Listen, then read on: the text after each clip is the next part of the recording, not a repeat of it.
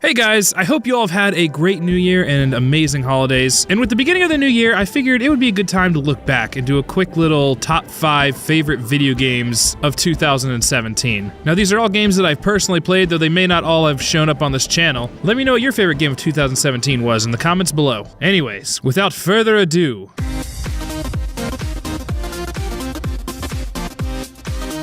Number 5, DokiDoki Literature Club. Actually, they're all DokiDoki Literature Club. The end of the list is done. It's over. We did it. Good job, me. Alright, but for real though, DokiDoki Literature Club, that's right. The game about cute girls doing cute things. And nothing else. Now, I'm sure some of you out there will say, Monty, that's not a game. It's a visual novel. They're different. But I felt like I had to put DokiDoki Literature Club somewhere on this list because it's so much more than just a visual novel. It goes in great detail about some real-life issues that many people have. That being depression, being the victim of abuse, self-harm. It talks about so many deep issues and does it in a fairly tasteful way. But the other reason I have it on this list, as I'm sure most of you are aware by now, there are a lot of hints and secrets in this game. It's not about the visual novel aspect itself, it's about what you can do after the visual novel ends.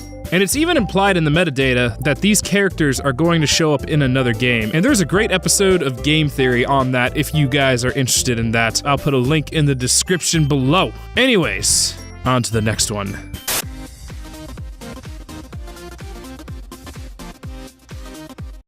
Number 4, Subnautica. Now, while this game isn't technically a game that came out in 2017, it did finally get its ending in 2017, and I personally love it. It was one of the first games I ever played on this channel, and while I never personally got that far in it, I just love the fact that it goes from being such a beautiful and calming game to literally becoming the biggest nightmare you could have.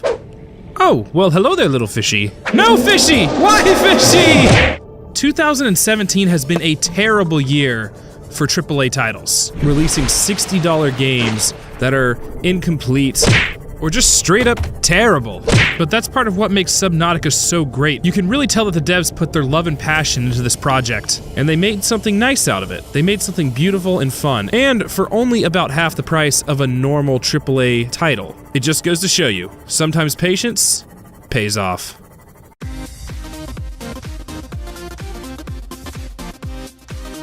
You know, if anyone had told me I would be putting a walking simulator in my top 5 games of 2017, I would have drenched them in gasoline and set them on fire, because clearly they're a time-traveling demon. What Remains of Edith Finch is an indie-made walking simulator game in which you follow around a young Edith Finch as she explores her old family's mansion. Now, without going into too much detail, the story is very rich and extremely fun, and while it is a relatively short game, I think it took about 3 hours to beat, if that. I just remember caring very deeply for each and every one of the characters while I played it. And in all honesty, the game has an excellent twist at the end. I won't spoil it here, but if you're interested in that playthrough, I'll put a link in the annotations in the top right. There's not too much to say about it. Since it's so short, I don't want to spoil anything, so I don't want to say too much about it here. But yeah, What Remains of Edith Finch is an excellent game. I would highly recommend it to anyone who hasn't played it yet.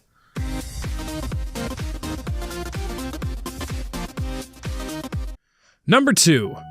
Little Nightmares. Now, this was a hard one to put at number 2 because I really wanted it to be number 1. However, the reasoning for it being number 2 is just the fact that it is fairly short. I mean, the whole game can be beaten in under an hour if you know what you're doing. It's not overly difficult, but it is scary, and it is mysterious. While most people can probably take the game at face value, there is an extra layer of mystery added to it, like, who is Six? Where did she come from? These questions are never answered in the game, which just leaves a lot of room for theory crafting, and that's what I really like about the game. After beating this game, I spent a lot of time trying to figure out some of the deeper mysteries of it, the symbolism. Not to mention, the game is still running, technically. They're still coming out with DLC for it every couple months, and I think they still have 1 or 2 DLCs left. Now granted, these DLCs are fairly short, but all in all, the base game is solid, and the DLCs are just kind of icing on the cake. Little Nightmares is one of the few games that I have actually bought twice. I bought the original downloaded copy on Steam, and then once I realized how much I love the game,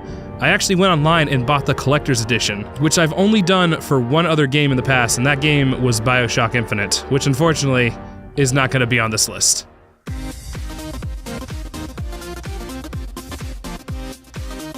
And my #1 game of 2017, Legend of Zelda: Breath of the Wild. Now, this wasn't really a hard choice for me because I am a huge Zelda fan. Legend of Zelda was one of the first games to ever even get me into gaming, so obviously it holds a special place in my heart. And like I said before with Little Nightmares, the main reason why Legend of Zelda: Breath of the Wild beat it is because there's just so much to do in this game.